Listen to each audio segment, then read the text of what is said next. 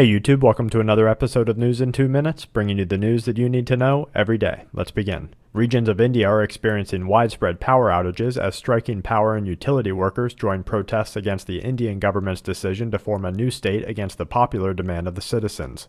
The Prime Minister is currently debating a martial law in the region amid fears of civil disobedience as thousands of protesters comb the streets, burning objects and demanding that the government listen to the people of Andhra Pradesh. Western media outlets are reporting that a Libyan terror suspect recently captured during what some say was an illegal invasion into Libya is being interrogated in international waters, a move that analysts say may skirt certain laws and regulations regarding what can and can't be done during the interrogation process.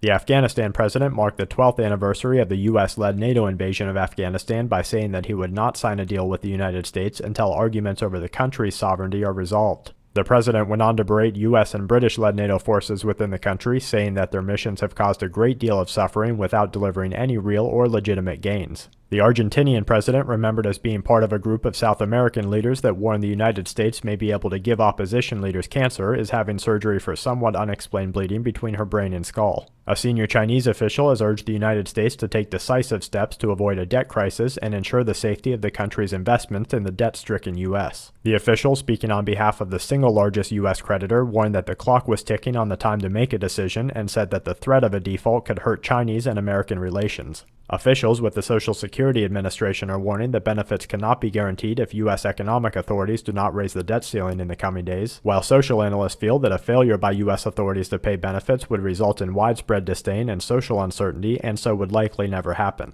Information from the Goddard Space Center shows that a CME resulting from a C-class solar flare over the weekend is expected to reach Earth either today or tomorrow, resulting in minor to moderate geomagnetic storming. And to wrap things up, Singapore is reporting new cases of H1N1 in a population where the virus is concernedly more deadly. Independent researchers suspect that radioactive fallout from Fukushima is causing a massive marine life die-off in Canada. A backyard astronomer caught a great color picture of Comet Ison using a medium-sized telescope as the comet moves towards the sun. And a 5.3 in Papua New Guinea followed by a 4.8 in Iran complete today's Quake Watch. And that's it for this episode of News in 2 Minutes. Check back tomorrow for more news that the aware need the most. This week's News in 2 Minutes is brought to you by SHTFplan.com, where even the officials go for news, and SQmetals.com for all your precious metal needs.